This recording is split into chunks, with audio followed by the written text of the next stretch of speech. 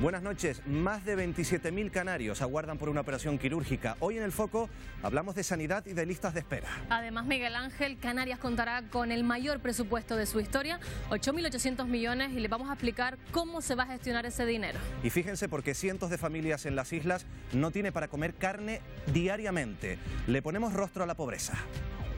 Nuria, cuando haces la lista de la compra, ¿los productos frescos abundan? No, tiene que ser congelado. Y mañana es el Día de Todos los Santos, lo que nos ha hecho preguntarnos cuánto cuesta morir en Canarias. Pues precisamente, Miguel Ángel, un equipo del Foco ha trabajado en ello. Incluso hay empresas que ofrecen servicios que los familiares nunca han pedido. Comprobé que uno de los elementos que se habían facturado era el del embalsamamiento, casi 5.000 euros del servicio. No se vayan, enseguida volvemos. Muy buenas noches. Los canarios esperamos de media 5 meses para ser operados en un hospital público. Canarias sigue siendo la comunidad con la lista de espera más alta. Hoy ponemos el foco en la sanidad pública y además sigue aumentando el número de familias que no pueden ni pagar las facturas ni tampoco comer carne a diario. Queremos ponerle cara a la pobreza.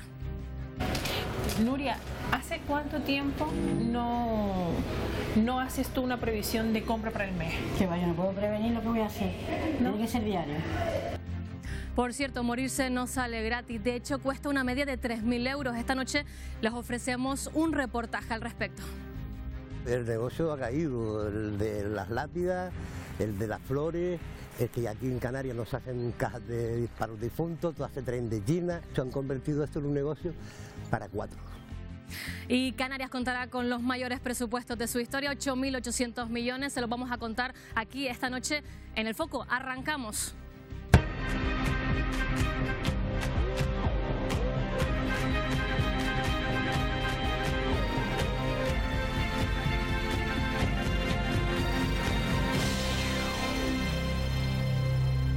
Bienvenidos al Foco, buenas noches, y vamos a presentarles de primeras a algunos de los invitados que van a estar esta noche aquí con nosotros debatiendo temas polémicos y temas de actualidad. Guadalupe González Taño, Coalición Canaria, buenas noches. Hola, buenas noches. Bienvenido. Gustavo Matos, Partido Socialista, muy buenas noches. Muy buenas noches. José Estaleya, Partido Popular, buenas noches. Buenas noches. Luis Campos, Nueva Canaria, buenas noches. Buenas noches. Melody Mendoza, Agrupación Socialista Gomera, buenas noches. Muy buenas noches. Y cerramos con Manuel Marrero, Podemos, del Partido Podemos, muy buenas noches. Buenas noches. Y vamos a empezar hablando de una última hora, de una noticia que conocíamos este mismo miércoles, porque el Cabildo de Fuerteventura está ya intentando, lo va a hacer el próximo lunes en pleno del Cabildo, declarar la situación de emergencia humanitaria por la llegada de inmigrantes a la isla. Tenemos al teléfono al presidente del Cabildo Majorero, Marcial Morales. Buenas noches. Hola, buenas noches. ¿Es lógica esta declaración de emergencia humanitaria? ¿Cree que es lógica y no cree que es excesiva?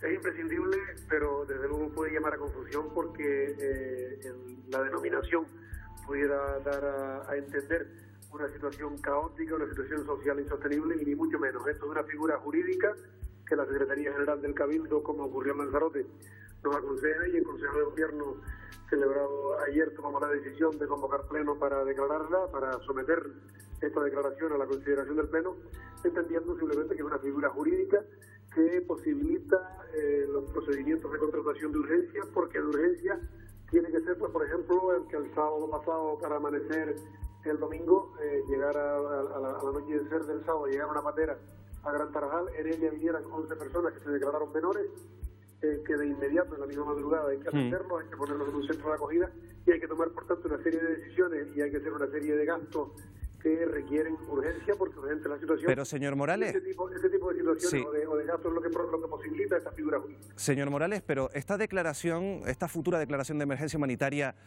¿es acorde a la situación, al número de migrantes que han llegado a la isla? ¿Es similar? ¿Hay un problema similar al que está ocurriendo en Lanzarote? Vamos a ver, más vale prevenir que remediar. Vemos una situación en la que se produce un crecimiento exponencial del número de menores que debemos atender y queremos y debemos estar preparados, y para eso utilizamos figuras jurídicas que el ordenamiento tiene, para que nos coja prevenidos, para que nos coja preparados para dar respuestas inmediatas a situaciones que requieren una respuesta también inmediata, porque son personas y personas menores las que están en juego, y por tanto no estamos ni exagerando ni llamando a ninguna alarma. Sencillamente estamos preparándonos precisamente para evitar situaciones de posible desbordamiento en la atención y situaciones de pérdida de calidad de atención a las personas, especialmente menores. Marcial Morales, presidente del Cabildo de Fuerteventura, muy buenas noches. Muchas gracias y buenas noches. Pues les traslado esa pregunta a los invitados de esta noche. ¿Es excesiva, Guadalupe, esta declaración?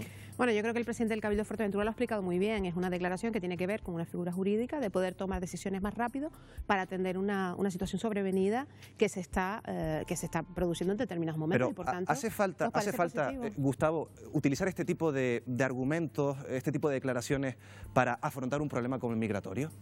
Hombre, yo quiero distinguir lo que acaba de decir el presidente, que ha dicho que es estrictamente una figura jurídica, de lo que ha estado ocurriendo en las últimas semanas, donde ha habido un intento de utilización política por parte de algunas personas, tanto del Partido Popular, y tengo que decir también de algunos responsables de Coalición Canaria, haciendo ver que aquí había una especie de situación similar al año 2006, cosa que es falsa. No existe una crisis migratoria al nivel de la que hemos desgraciadamente vivido en el pasado, y que nadie descarta que la podamos volver a vivir, pero que no se está dando en estos momentos, ¿no? José, por alusiones. Yo, desde luego, es una situación absolutamente indeseable que no debe vivir ninguna persona, ningún ser humano. Pero como dice Gustavo, ¿lo están utilizando como argumento político? El resultado está ahí, o sea, con argumento político no, la realidad es esa. Mire, en Lanzarote el otro día estuvo el presidente Sánchez y no acudió siquiera a ver la situación en la que estaban los inmigrantes. Esa es la sensibilidad que tiene el PSOE con respecto a esta situación. Este señor, el presidente del Cabildo, con carácter preventivo, que esa es la duda, si con carácter preventivo se debe instar esta situación de ayuda de emergencia humanitaria, esa es la duda que me queda en todo caso. Pero la idea de poder tener una base jurídica para poder atender a los inmigrantes me parece que puede ser razonable, teniendo en cuenta que él prevé que puede haber un repunte del asunto. Pero con esta previsión, Luis, ¿tú ves factible esta declaración? Y mira, me sale hasta rima con la pregunta. Nueva Canarias no va a ser nunca con el tema de la inmigración, con el drama de aquellas personas que salen de su territorio huyendo del hambre, de la miseria o de la guerra, y lo hemos planteado, debiera de haber un pacto político para que no utilizáramos nunca este fenómeno de la inmigración para lanzarnos los partidos políticos. Pero tiene que hacerse como lo ha hecho ahora el presidente del Cabildo. Yo no voy a entrar a cuestionar si más vale prevenir que curar, como él decía, pero al menos ha salido explicando claramente que no estamos ante realmente, en términos de emergencia, que no hay, como se ha dicho en otros lugares, avalancha, y yo creo que eso es un aspecto positivo, hacer mucha pedagogía por parte de quienes tienen la responsabilidad cuando aplican estos mecanismos, porque es la figura jurídica, y tendríamos que cuestionarnos si no hay que cambiar estas figuras con otros nombres para poder dar respuesta. Pero Manuel, ¿hay acuerdo político? ¿Hay intención en los partidos para solucionar este problema, por lo menos para tratarlo de una manera lógica, tranquila y sosegada?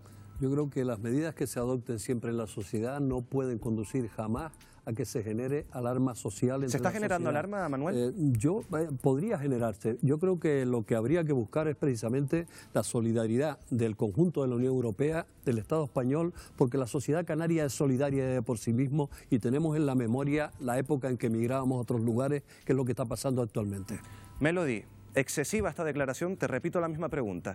Yo creo que es una situación que es dramática y que nos entristece a todos. Yo creo que no hay que restarle importancia a la situación en la que estamos viviendo. Creo que el presidente del Cabildo en este sentido está actuando correctamente, pues está previniendo una situación que prevé que pueda Melody, suceder. ¿no se genera alarma social? ¿Esto no puede generar una idea en la población completamente diferente? Yo creo que no es una cuestión de alarma social, yo creo que es una figura jurídica que se puede utilizar, y en este caso más vale que estar prevenido ante una situación que no sabemos ninguno qué es lo que va a suceder, que no estar prevenido.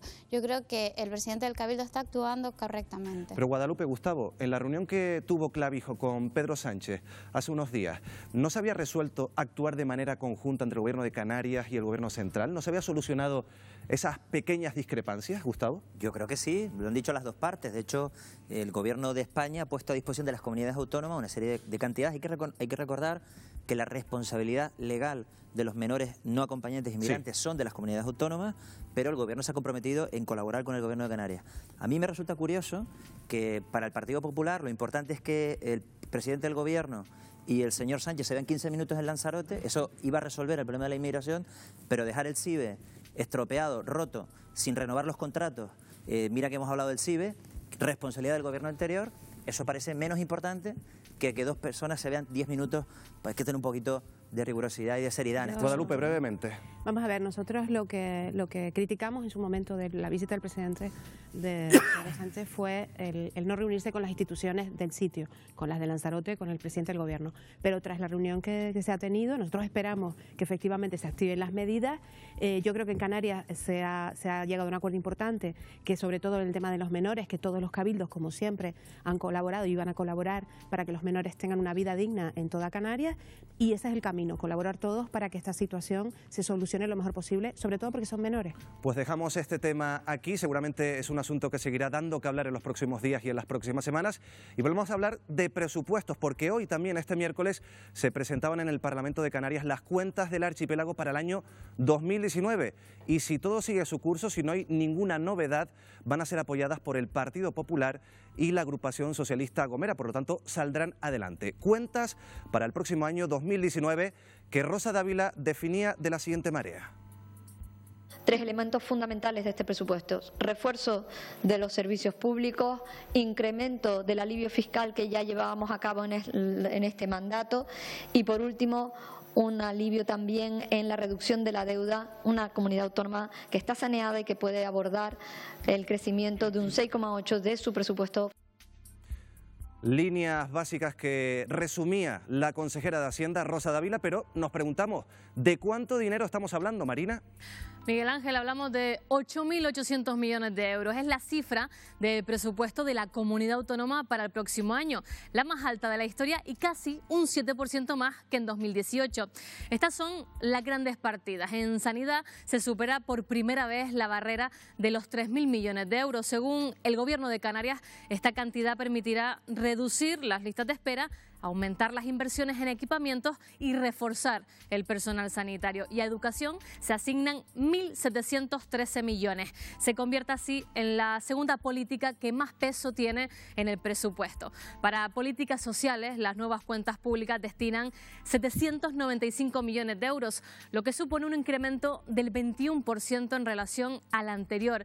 Y todas estas cantidades presupuestadas para sanidad, para educación y políticas sociales podrían sumarse 598 millones más, una cantidad procedente del superávit que se añadiría a los servicios públicos esenciales siempre que sea, eso sí, autorizado por el Gobierno de Sánchez. Otra de las grandes partidas de estos nuevos presupuestos se refiere a la inversión pública, que contará con 1.078 millones de euros.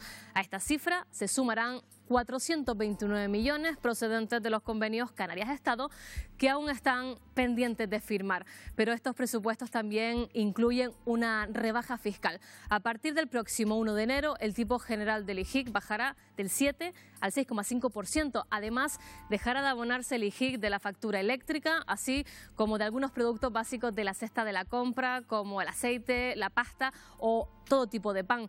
También contará con mayores deducciones fiscales para las familias numerosas y extiende de 1 año a 2 la tarifa plana de 50 euros para los autónomos.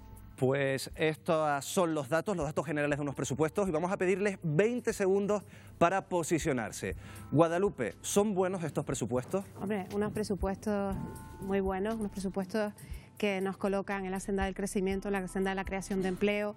La consejera ya decía que se estima que se va a bajar por primera vez en esta etapa del 20% de la tasa de paro, y eso es el objetivo fundamental que tienen que perseguir unos presupuestos, que son unos presupuestos sociales, que generen empleo y que beneficien al máximo, a la máxima gente. Gustavo Matos, ¿buenos presupuestos, sí o no? Bueno, el problema no es si son buenos presupuestos, el problema es que tenemos un mal gobierno. A estas alturas del año pasado también hablábamos del presupuesto más importante de la historia de Canarias. Sin embargo, estamos en noviembre y los datos de ejecución lo que nos dicen es que este es un mal gobierno, que puede tener mucho dinero, pero que ejecuta mal y luego nos mete algunos goles como el del IGIC del PAN, que ya no existe, ¿no? Para maquillar unas cuentas y convencer al Partido Popular o permitirles que pudiera firmar los presupuestos, ¿no? José Estaleya, ¿Buenos, sí o no? Lo mismo que Gustavo. Son unos buenos presupuestos porque disminuyen la presión fiscal a los ciudadanos, mantienen el tono en el gasto de la administración, contienen el gasto general de la administración y incrementan el gasto social de manera extraordinaria. Que ya hemos visto en la carátula de presentación los datos, huelga repetirlos, pero creemos que puede ser... Tiempo, José. Luis, misma cuestión. Yo creo que son los presupuestos de la gran oportunidad perdida, porque cuando se presume de que son los presupuestos más grandes de la historia de Canarias, hubiera sido la gran oportunidad para acometer de una vez por todas y sacar a Canarias de la cola en materia de educación, de políticas sociales, de dependencia, de sanidad, y no va a revertir esa situación. Han detraído además más de 150 millones de euros en ese alivio fiscal de que ellos hablan, pero no van a aliviar a las familias. Melody, 20 segundos. Bueno, Agrupación Socialista Gomera va a apoyar estos presupuestos como ha venido haciendo a lo largo de esta legislatura por responsabilidad política. Tenemos que aprobar unos presupuestos que son los más grandes de la historia de Canarias. Estamos hablando de algo más de 8.800 millones de euros. Tienen un gran marcado carácter social. Los servicios esenciales están han crecido todos considerablemente. Manuel Marrero, cierras tú esta primera ronda de posicionamiento. Sí, unos presupuestos que no sirvan para mejorar las condiciones de vida de la población canaria en su mayoría, con la mayoría social que sea beneficiada de ella, nosotros lo calificamos como que no son unos muy buenos presupuestos, ni siquiera buenos.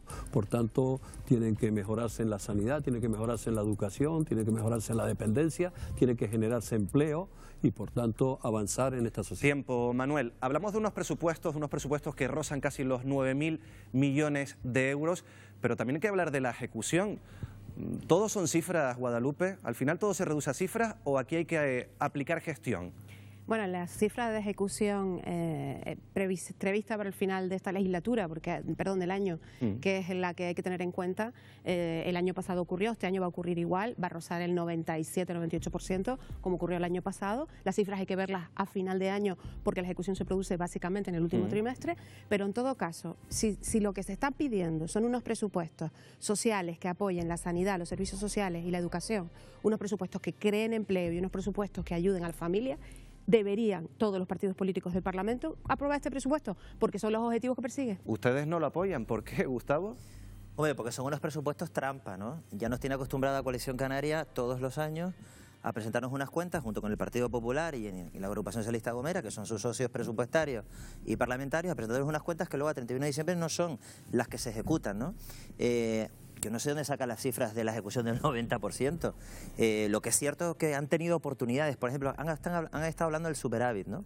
Curioso, porque cuando tuvieron, por ejemplo, la oportunidad de sí decidir en qué se podían gastar, por ejemplo, el FEDECAN, el presidente del gobierno prefirió gastárselo en farolas y en rotondas que en asuntos sociales. Es decir, no son creíbles los presupuestos por áreas, en sanidad, en educación, en dependencia, en carreteras, en I+D+I, en cambio climático, son unos presupuestos mal gestionados y poco ejecutados. Así que los verdaderos presupuestos son los que se ejecutan a 31 de diciembre. El Partido Popular va a apoyar esos presupuestos. Ustedes marcaron en los inicios de la negociación, casi antes de esas negociaciones, unas líneas rojas importantes, José, pero al final apoyan unos presupuestos con Coalición Canaria. Apoyamos esos presupuestos porque en general se aceptaron nuestras condiciones. Es cierto que nosotros teníamos un IJIC. ¿Todas las condiciones, José? Casi todas las condiciones. Es verdad que el IJIC pensábamos un IJIC más potente, una rebaja más potente, pero no es menos cierto que las rebajas en impuestos llevan aparejado una disminución de la recaudación y hay que ser prudentes y hay que ser contenidos en la situación. Pero hablamos de rebajas fiscales, pero ¿eso cómo nos afecta al bolsillo a todos los canarios? Pues mire, de entrada va a pagar usted menos IJIC en cualquier producto que tenga IJIC, medio punto. Se va a ahorrar usted, el IJIC reducido del 3% pasa al 0 en la factura de luz. Le recuerdo que ese IJIC del 3% es el IJIC potente de la factura, el que grava el consumo de energía eléctrica y la potencia contratada, que son los factores más importantes. También se lo ahorrará en el aceite, las pastas. Es decir, hay una serie de medidas que harán que usted note en su bolsillo que tiene más dinero en él. Escuchen, porque esas mismas rebajas fiscales las anunciaba de esta manera Rosa Dávila esta misma mañana. La reducción de 0,5 puntos en los dos primeros tramos autonómicos, que suponen un impacto de un ahorro de 35 millones de euros en la declaración de la renta, de las rentas más bajas y de las rentas medias, una bajada del 3% de la extensión del IJIC en energía eléctrica, supone unos 12 millones de euros, un aumento de las deducciones para las familias numerosas en torno a los 5 millones de euros, una excepción del IJIC para los servicios de asistencia social y también una bajada de los elementos que suponen las bases de la cesta de la compra, que están todos los productos al 0%. Palabras de la portavoz del Ejecutivo Regional. Manuel, muchas rebajas fiscales, bajada lineal, como nos decía José, del IJIC del 7 al 6,5%. ¿Esto puede afectar a la recaudación para invertir después en políticas sociales? Efectivamente, rebajar impuestos cuando lo que se hace con eso es no redistribuir la riqueza y que paguen más lo que más tienen, influye sobre nuestros derechos. Y, por ejemplo, el Gobierno de Canarias está incumpliendo con una promesa electoral que hizo en 2015 respecto a, por ejemplo, a la educación en Canarias, en el cumplimiento de la Ley Canaria de Educación, donde se comprometía a que a lo largo de la legislatura llegaría a un 4,9%, que es la media europea, porque eso hablaban en su programa, y de momento seguimos situados en torno al 3,6%. Por tanto, se está incumpliendo con la Ley Canaria y se está incumpliendo con la promesa electoral.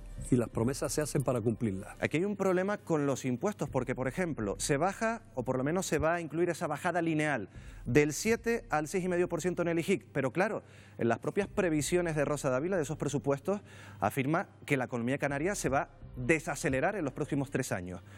Si se recauda menos, si baja el IJIC, la misma pregunta que le hacía Manuel, Guadalupe, bueno, ¿va a haber dinero en los cabildos y los ayuntamientos para financiar esas políticas sociales? Bueno, lo primero es que hay que decir que la rebaja del IJIC no va a afectar a ayuntamientos y cabildos, claro. Eso es un compromiso que se ha firmado en este presupuesto y va a ser así. Pero en todo caso, nosotros entendemos que el desarrollo económico pasa por una combinación de varios factores. No creemos que se consiga con una sola medida todo, ¿no? Por un lado, estos son los presupuestos eminentemente sociales que han priorizado aún más de todo lo que tiene que ver con lo social, pero también entendemos que el dinero, las rebajas fiscales tienen que permitir a las familias a acelerar su recuperación. No, yo no estoy de acuerdo. Vamos a ver, la rebaja del IJIC es una milonga. ¿Directamente? Sí, hombre, claro. Vamos a ver, el Partido Popular necesitaba que le allanaran el terreno para no quedar mal en la foto. Y entonces, bueno, le buscaron de dónde bajar algo para sacar un titular que es falso. El PAN no paga IJIC. Le han bajado el IJIC al PAN integral. Esta es la gran rebaja fiscal del IJIC. La factura de la luz, a un ciudadano normal le va a bajar la luz un euro y medio. Eso es ¿Cuánto falso. le baja? No, eso no es falso. Lo puede ver cualquier ciudadano cogiendo su factura. Pero ¿cuánto le rebaja la factura de la luz, por ejemplo, a una gran empresa que facture una gran cantidad en el servicio de luz? Esa es la cuestión. Y claro, son 100 y pico millones menos. Decía Guadalupe con razón que el gobierno ha pactado no repercutir esa rebaja en los ayuntamientos y en los cabildos, con lo cual toda esa rebaja la va a tener que asumir directamente en la comunidad autónoma de sus presupuestos, como si la sanidad estuviera resuelta, la educación pública estuviera resuelta, la dependencia estuviera resuelta, ¿no? ¿Va a repercutir esa rebaja? Melody, tu partido va a apoyar los presupuestos. Nosotros vamos a apoyar los presupuestos. Primero, la bajada del IJIC, nosotros teníamos también nuestros reparos, pero al final llegamos a un acuerdo a la hora de firmar el apoyo a los presupuestos y era que no se viese mermada la capacidad de los ayuntamientos y de los cabildos, que iba a ser más o menos como unos 80 millones, que es una cantidad de dinero. ¿Pero se le va a trasladar toda esa presión al gobierno de Canarias? ¿No va a afectar también a políticas sociales, Melody? Ese también fue uno de los acuerdos, que no afectase a gasto social, que no repercutiese en el gasto social. Y está más que claro que no va a repercutir ni en el gasto social y que los 80 millones que afectará a ayuntamientos y cabildos lo va a asumir el gobierno de Canarias. De todas formas, lo más importante de este presupuesto es que el 80% del presupuesto va destinado directamente a las personas. Por eso tiene el apoyo de la agrupación socialista Gomera. José, ¿de acuerdo con las palabras de Gustavo Matos? Tuvieron ahí un rifirrafe. Calificabas de falsa sus palabras. En absoluto. Esa cifra que da unitaria de la factura de luz es rigurosamente falsa y él lo sabe. No, es verdad. La diferencia, vamos a ver, el gobierno de Canarias tenía dos posibilidades: o apoyarse en el Partido Popular, que quiere hacer una rebaja de impuestos, que haya menor presión fiscal para los ciudadanos de Canarias, o en el Partido Socialista, que ya lo hemos visto, en el gobierno de España lo estamos viendo. Cada vez hay más presión fiscal, cada vez suben más la cuota de los autónomos. Esa es la idea. Eso sí que es falso. Eso sí que es falso. Cierto también. No, mira, estos presupuestos del gobierno de España ni suben la presión fiscal, eso sí, a lo que ustedes consideran clase media, que son los que cobran más de 160.000 euros al año. La propuso el otro día el gobierno de España y ha habido un gran revuelo. No. Nosotros preferimos rebajar los impuestos y apostar por al PAN integral. y apostar, rebajar los impuestos en un tramo importante, también al pan integral, también al pan para celíacos, también al pan especial, pero que al final la recaudación vaya a reforzar los servicios públicos fundamentales. Al margen del pan integral, Luis, ¿qué va a hacer Nueva Canarias? Porque ustedes también están en negociaciones, a lo mejor van a realizar alguna enmienda, ¿van a intentar negociar con Coalición Canaria? No, el espacio para negociar ya pasó. Nosotros le planteábamos claramente cuáles eran nuestras propuestas y las políticas están más orientadas al bloque de derecha, las políticas de Coalición Canaria, que las que nosotros... ¿Es un presupuesto de derecha? Por supuesto, está claro. Vamos a ver, cuando se habla de que el 80% del presupuesto se destinen a las personas, el de aquí, el de Madrid, el de Barcelona y el de todos los lados. No es verdad. Porque al final la sanidad, la educación y las políticas sociales son el grueso de estas políticas. Pero ¿qué ocurre? Cuando se dice que 160 millones de euros no van a afectar al gasto social, es mentir. Se han detraído 160 millones de euros y no será un euro. El ciudadano medio no va a ver al año más en su bolsillo de 10 euros por la factura de la luz, no va a haber más de 10 euros. Una gran empresa como el Cien Paro, un gran hotel, verá miles y miles y miles de euros que finalmente saldrán de la educación, de las políticas sociales, de la dependencia, de la sanidad, de la política de vivienda, que es un absoluto fracaso. De ahí saldrá. Vamos a sumar más voces a este debate. Ya sabes que estamos hablando de los presupuestos canarios que se presentaban hoy en el Parlamento y sumamos la voz de la patronal. Tenemos en directo a la portavoz de la SEO en Tenerife, Ana Muñoz. Buenas noches. Hola, buenas noches. ¿Están de acuerdo con este proyecto de presupuestos que se ha presentado en la jornada de hoy, señora Muñoz? Bueno, hoy ha empezado su trámite. De aquí a... esperamos que poco tiempo puede sufrir modificaciones.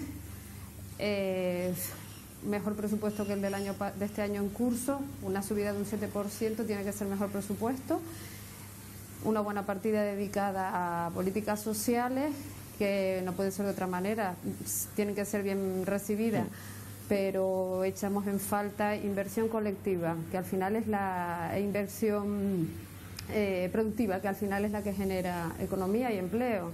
Hablando de inversión, señora Muñoz, ustedes en las últimas semanas han planteado que el superávit de la comunidad autónoma no solo se gaste en políticas sociales, sino también en infraestructuras.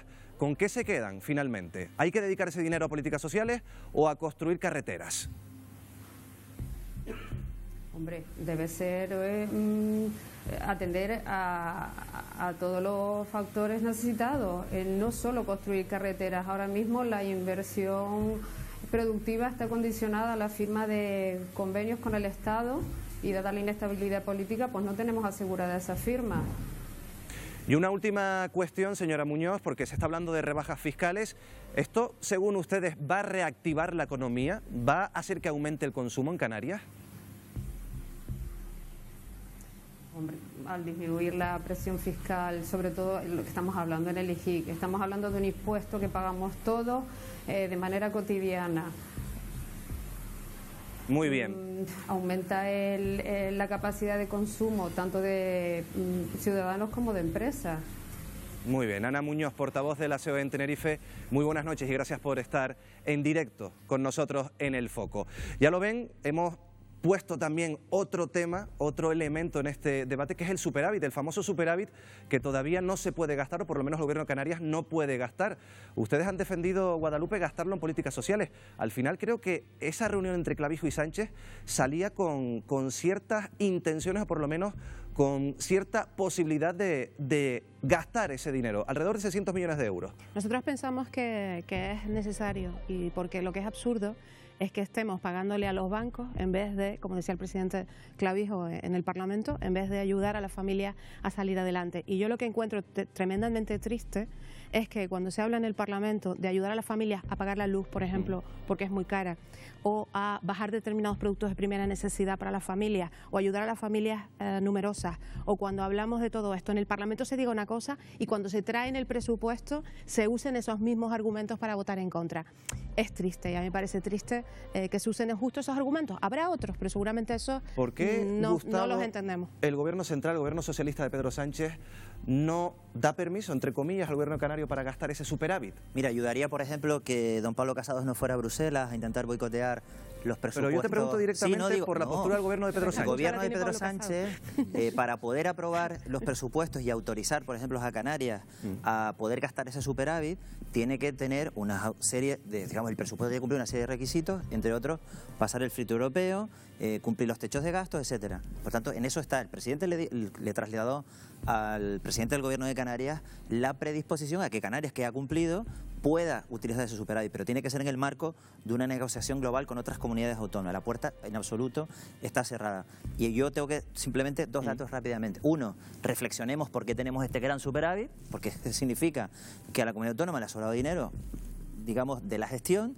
Y segundo, me alegro de que Coalición Canaria ha cambiado de opinión, porque el año pasado el objetivo de superávit que apoyó del presupuesto del Partido Popular a nivel nacional iba más en la línea, como decía Guadalupe, de que fuera destinada a reducir la deuda con las entidades financieras que a poder pagar gasto social. Y lo apoyó Rosa Dávila, el presupuesto del Partido Popular del año 2018. Así que, bueno, creo que estamos conectando en esa situación y yo espero que se pueda resolver. José, ¿están de acuerdo en poder gastar ese superávit? Sí, por supuesto. ¿O está el Partido Popular, como dice Gustavo Matos, torpedeando al gobierno? En absoluto. Nosotros estamos a favor de que se pueda gastar este superávit aquí y en otras comunidades autónomas, por supuesto, y además en políticas sociales, y además que nos permita seguir bajando la presión fiscal a todos los ciudadanos. No estoy de acuerdo en absoluto con el señor Matos porque falta la verdad una vez más. Nosotros no torpedeamos al gobierno de España, el gobierno de España se torpedea al solo. Sí, claro, lo de ir a Bruselas, hacerse el patriota, se puede colgar una bandera española en el balcón y sacar pecho de patriotismo hispano, pero luego se va a Bruselas a hablar mal del país y a hablar mal del presupuesto de nuestro país, que aprueba, entre otras cosas, por ejemplo, un salario mínimo interprofesional de 900 euros para muchas personas que lo han estado pasando francamente mal. Yo entiendo que el Partido Popular, Pablo Casado, ha ido a hablar mal de ese presupuesto que le arregla la situación a miles de canarios. Recordemos que Canarias, por ejemplo, es la comunidad autónoma que más se va a beneficiar de esa medida, que no le gusta al Partido Popular, que no le gusta porque además considera que la clase media empieza a partir de los 160.000 euros y que está bloqueando no solo en Bruselas, sino también en el Congreso de los Diputados la tramitación del presupuesto y reducir el techo de gasto. Menos mal que Ciudadanos les ha dejado solos y a partir de ahora se va a poder tramitar el presupuesto en el Congreso de los Diputados. Otra reacción de, en este caso, los sindicatos. Tenemos a Gustavo Santana, secretario general de UGT en Canarias. Señor Santana, buenas noches. Buenas noches. ¿Qué opinan de los presupuestos que se han presentado durante la jornada de hoy en el Parlamento de Canarias? Bueno, a nosotros nos toca ahora conocer el detalle de los presupuestos. En el Consejo Asesor del Presidente manifestamos que las líneas generales del presupuesto pues nos parecían que iban bien encaminadas, pero no conocíamos el detalle de los mismos, ¿no? También pusimos una cautela encima de la mesa y es que queríamos ver cuál era esa rebaja fiscal que se quería anunciar, porque nosotros consideramos que no es el momento de hacer rebajas fiscales y muchísimo menos una rebaja fiscal de carácter lineal en lo que es en relación a un impuesto indirecto como es el IGIC. O sea que ustedes no están de acuerdo por lo menos en una de esas medidas que se ha anunciado, que esa bajada lineal, usted lo acaba de decir ahora, de bajar del 7 al 6,5%. ¿No están de acuerdo? No, entre otras cuestiones porque consideramos que las previsiones de ingresos en relación al IGIC no se van a cumplir en el año 19, entre otras cosas porque el buen comportamiento de los ingresos del IGIC no es por el consumo interno de los residentes en Canarias. Para eso tuviera que subirse las rentas del trabajo, subir los salarios y dar capacidad de consumo a los que residimos en Canarias. El buen comportamiento de los ingresos del IGIC ha sido producto del buen comportamiento del sector turístico, por eso consideramos que esta rebaja del IGIC lineal es más un gesto al sector turístico, que tampoco existe un compromiso claro por parte de los mismos para decir que esos beneficios empresariales, porque no nos han dicho que van a bajar el paquete del precio turístico, ni tampoco sabemos si lo van a subir. Sí sabemos que hay un proceso de menor visitantes turísticos, por lo tanto los ingresos que se prevén no van a ser los de años anteriores y no sabemos cómo va a repercutir esto en el empleo y en la calidad del empleo. Señor Santana, una última cuestión, porque estamos hablando de los presupuestos, estamos hablando de esa rebaja fiscal, Ya sabe que Rosa Dávila ha considerado estos presupuestos como los más sociales de la historia de Canarias. ¿Ustedes piensan esto? Hombre, con un presupuesto que roza los 9.000 millones de euros, pero que lo van a superar a falta de que se adicionen los convenios que están por firmar, si no fueran los más sociales de la historia de Canarias, pues estaríamos un poco jugando a una pirueta argumental, ¿no?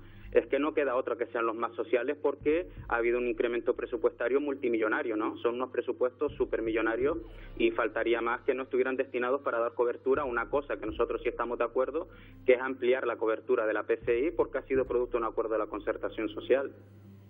Gustavo Santana, secretario general de UGT en Canarias. Buenas noches, gracias por estar en el foco.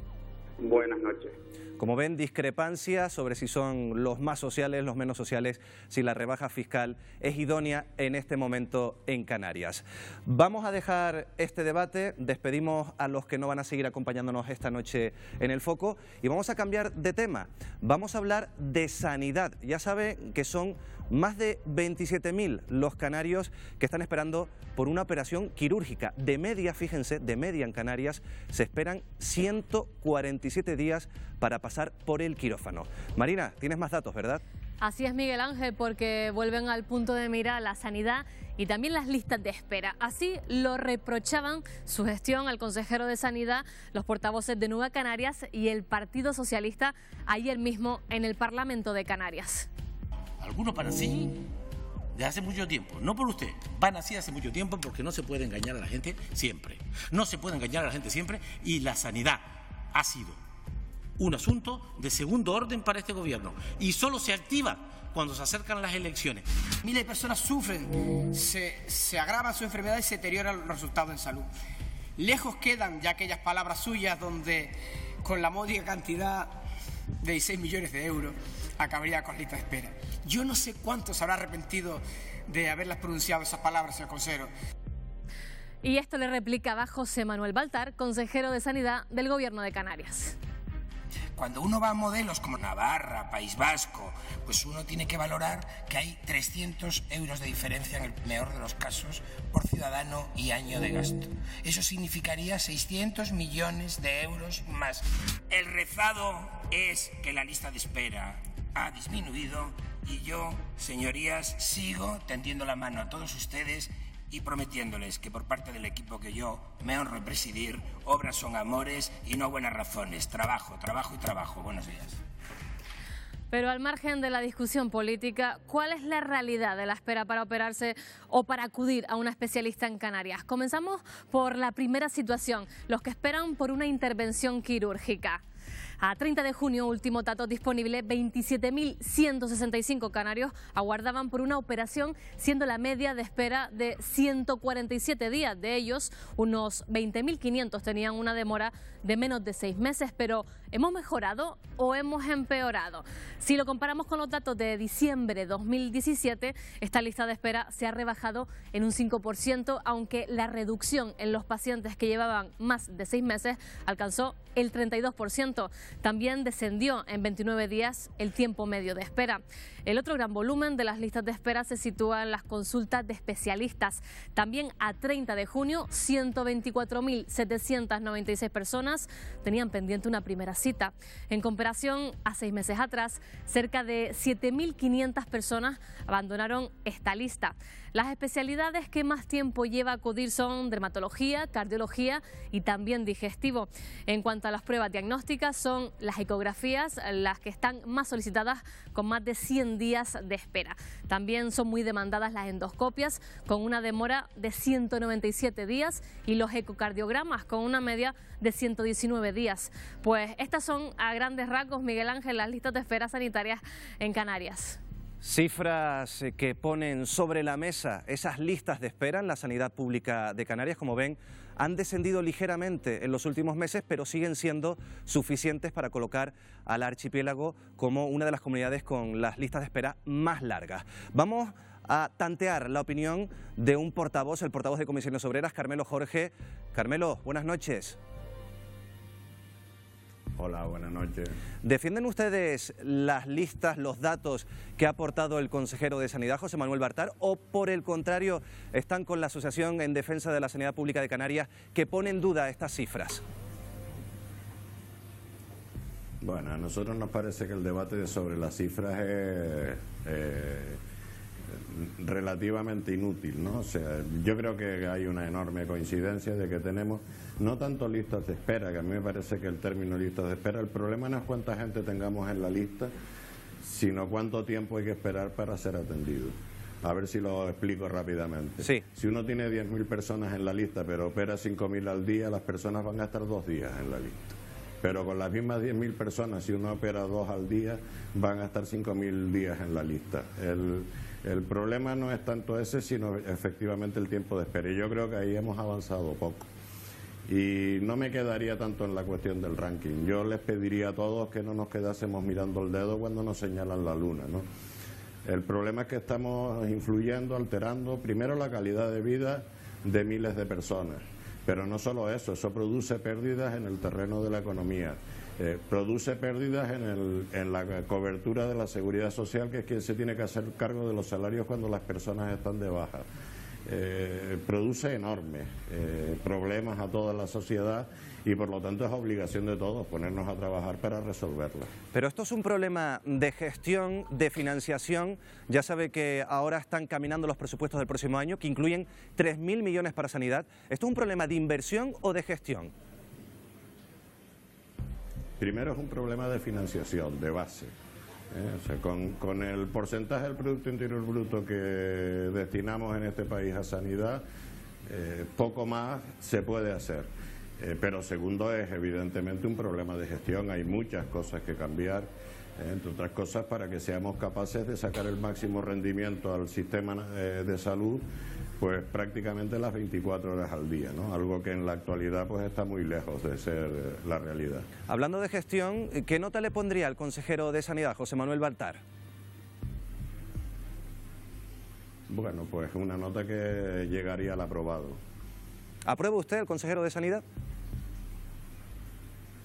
Sí, a mí me parece que las cosas que se hacen están dentro de la racionalidad y que el problema del Servicio Canario de Salud no es la persona del consejero, sino las políticas que se han seguido, los ajustes económicos que hemos tenido estos últimos 7 años en los que el servicio ha perdido 1.500 millones de euros de inversión pública y que a partir de ahí, pues solo con racionalidad y solo con criterios de gestión tampoco se puede salir de la situación. Carmelo Jorge, portavoz de Comisiones Obreras, buenas noches. Y seguimos con el debate, con ese debate, las listas de espera. Y les pregunto a los que se incorporan y a los que ya estaban en el debate del foco. Tienen 20 segundos para responder a la siguiente cuestión. Paco Pomares, buenas noches. ¿Se está haciendo lo suficiente para resolver el problema de las listas de espera? Nunca se puede hacer lo suficiente porque los recursos nunca son suficientes. Yo creo que se ha hecho un extraordinario esfuerzo en los últimos años, tanto con el consejero socialista como con el actual consejero, por intentar meter en cintura un problema que es un problema difícilmente resoluble, ¿no? Es muy difícil resolverlo. Marta Cantero, bienvenida, buenas noches. Buenas noches. Bueno, yo ¿Se creo está haciendo lo suficiente? Yo creo que se está trabajando todo lo que se puede, eso no hay duda. Lo que no tengo claro es que se esté señalando exactamente dónde están los cuellos de botella, más allá del tema de financiación que sabemos que se ha producido a lo largo de todos estos tiempos, que está empezando a corregirse. Hay un problema efectivamente de eficiencia en el uso de los recursos y también...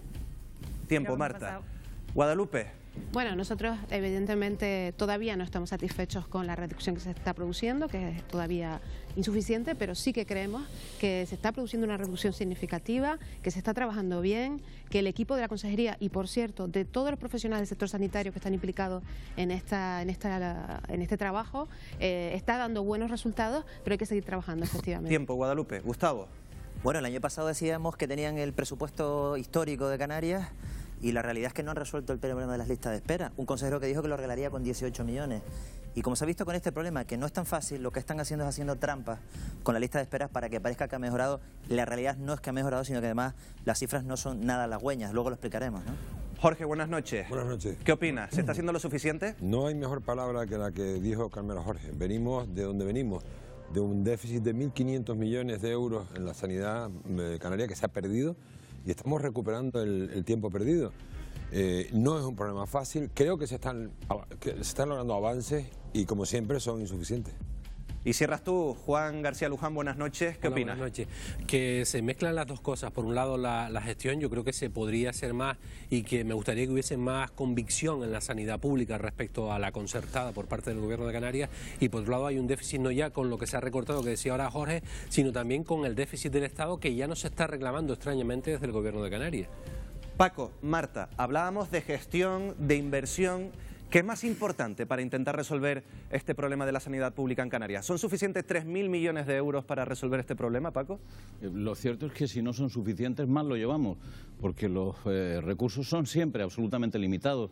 No hay forma de invertir muchísimo más en sanidad. La sanidad ya de por sí se come una parte muy considerable del presupuesto. Entre sanidad y educación, prácticamente más de las 2/3 partes, ¿no?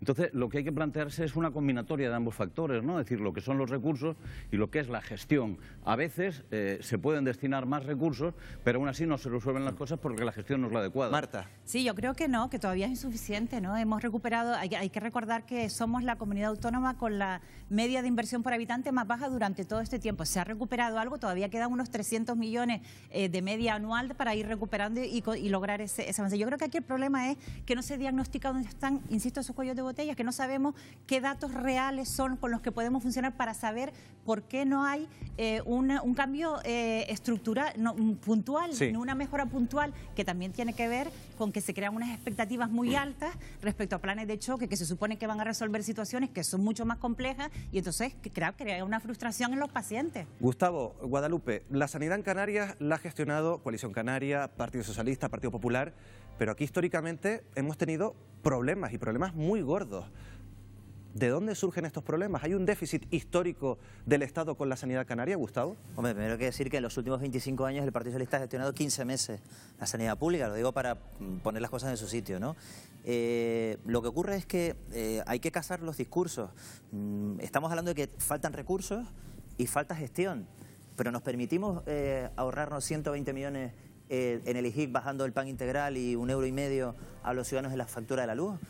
Los dos debates no son compatibles, y lo que no debemos hacernos es hacernos trampas, porque lo que está haciendo este consejero, porque digo, expresa de unas declaraciones que hizo antes de ser consejero, que sé que con 16 millones de euros arreglaba las listas de espera en Canarias, es maquillar los datos, y como decía ella, si nos hacemos trampas con los propios datos, no vamos a saber exactamente qué Guadalupe, ¿se están haciendo trampas? ¿Se están maquillando los datos? Los datos son reales y ¿por bueno, qué hay dudas? ¿Por qué hay discrepancias? Pues porque interesa tenerlas, porque si las listas de espera en vez de estar bajando estuvieran subiendo, el Partido Socialista estaría de acuerdo con las cifras, pero como las listas de espera están bajando, porque qué curioso que diga esto, eso es que efectivamente fueron 15 meses, pero en esos 15 meses, a pesar de que se inyectó más dinero al sector sanitario y a la sanidad, las listas de espera subieron, y en ese momento los datos de listas de espera que subían eran buenos. Ahora, como bajan y estamos gobernando nosotros, son malos. No, las listas no se puede poner en duda el trabajo de la gente. Porque el consejero anterior, por cierto, ya le hubiera gustado tener los recursos que tiene Baltar, que no se los puso Clavijo a su disposición, pero este consejero, el anterior, los datos eran peores porque no hacía trampas. Por ejemplo, este consejero ha dejado de incluir en los datos de la lista de espera la agenda a partir de marzo a abril del 2019. La gente que están llamando y están en lista de espera para intervenciones quirúrgicas después de esa fecha no están en los datos. ¿Se está cerrando la agenda, lo que quieres decir? Se está cerrando la agenda. Se está cerrando la agenda y luego se está bajando la lista de espera. Lo que es una pena es que en estos ámbitos la lista de espera. Lo que no se puede es poner en duda el trabajo de los profesionales de la sanidad y de la gente, de los equipos sanitarios profesionales, que son los mismos que estaban en el equipo. Ahora escuchamos, perdona Gustavo, Guadalupe, vamos a hacer una pausa aquí del debate. Ahora escuchamos a Jorge y a Juan, pero vamos a intentar buscar otros protagonistas que tienen que ver con la sanidad en Canarias. Creo que, Marina, tú tienes a uno de esos protagonistas. Así es, Miguel Ángel, y vamos a añadir, como decías, otra voz a este debate, en este caso la de la presidenta del Sindicato Médico de Las Palmas, Carmen Nuez. ¿Qué tal? Muy buenas noches. Hola, buenas noches a todos. Gracias por la invitación y siento no estar en ese debate tan apasionado en Tenerife. Carmen, cuéntanos, el Gobierno habla de que bajan las cifras de la lista de espera, que se está operando más, pero ¿qué notan ustedes desde el sindicato? Bueno, que se está operando más, evidentemente estamos operando muchísimo más. Yo quiero poner en el debate encima de la mesa que ahora mismo tenemos el plan Funciona, que funciona por las tardes, están abiertos los quirófanos en horario de tarde, está un plan de mora para aquellas patologías que llevaban más de 6 meses de lista de espera. Tenemos un plan verano, que este verano se puso especial para que nuestros profesionales no cogieran a la vez las vacaciones y una especialidad determinada no se quedara sin operar en todo el verano. Y luego tenemos un plan que se llama cirugía mayor ambulatoria 24, donde se están operando muchos pacientes que no necesitan ingreso hospitalario. Pero, Presidenta, yo le pregunto, ¿esto es un problema de recursos o de mala gestión? Esto es un problema de recursos y de gestión. En eso estoy de acuerdo con lo que comentaba Paco, el periodista, que lo sigo muchas veces. Si tenemos mucho dinero y no lo gestionamos adecuadamente, evidentemente vamos a mantener malos datos de asistencia sanitaria. Luego, tenemos que hacer gestión. Tenemos que ver qué profesionales tenemos disponibles. Yo quiero poner también encima de la mesa nuestra parte como profesionales. Tenemos problemas para contratar determinadas especialidades ahora mismo. Carmen, cuéntanos exactamente para... Sí, Carmen, cuéntanos exactamente para que la audiencia lo sepa y para ir terminando. Y la verdad es que... ¿Qué tipo de especialistas son los que faltan? Pues mira, empiezan a faltar en este país, en toda España y en Canarias, aquellas especialidades que tienen que ver con las patologías crónicas, con los pacientes mayores, con los pluripatológicos. Vamos a necesitar más anestesistas, necesitamos más traumatólogos, necesitamos oftalmólogos. Tenemos un gravísimo problema porque no encontramos médicos de familia y no se dan las plazas MIR para que tengamos una buena prevención en primaria y la gente no llegue a enfermar. Carmen, entonces, muchísimas especialidades que son las que hacen falta para Canarias, para toda España, como nos estás contando. Carmen Nuez, presidenta del Sindicato Médico, muchísimas gracias por habernos acompañado esta noche. Ya lo ves, Miguel Ángel, estos son los datos. Bueno, esos son los datos. No se vayan porque nosotros volvemos en 3 minutos hablando de este mismo asunto.